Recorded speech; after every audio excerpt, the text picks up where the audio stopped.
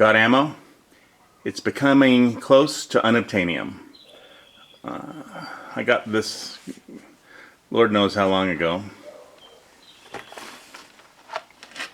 It was, what, 13 bucks for a box of 20 rounds, which kind of seemed expensive at the time. But, you know, just green tips, shopping spree. And so, this morning I loaded up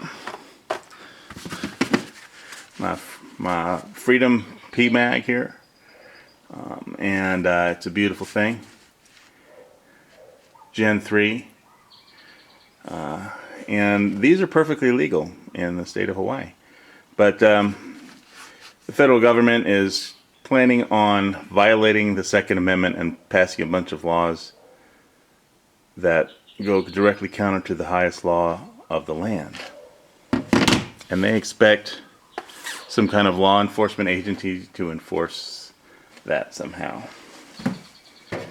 Well, the simple math of it is what the police force arsenals have, like, I don't know, somewhere in between 1 and 2 million firearms in their arsenals, and the American people, the civilian population, have 450 million firearms, over that. And they're buying more as fast as they can get their hands on them. I mean, the more they talk about gun control, the more firearms they sell. So, even if people wanted to turn in their firearms, which they don't, I mean, it takes me here in this state 7 months just to get an appointment with the clerk at the DMV to get a driver's license. And if you're 5 minutes late, they tell you to start over. I mean, can you imagine if they had a clerk had to come up like a government agency to try and collect all these things? It's just a logistic impossibility. And considering that people don't want to turn them in, you know, and as far as whatever new tyrannical laws, it's like if you ever saw that movie, Billy Jack.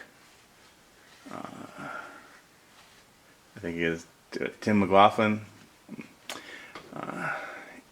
Okay, so the Second Amendment is the law of their land, is the law of our nation.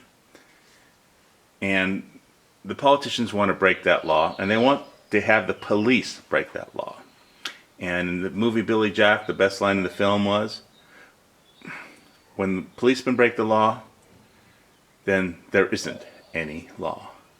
It's just a fight for survival. And that wouldn't be good for anybody in this country. But what's good for the people in this country is not the concern of the political elite ruling in Washington, D.C.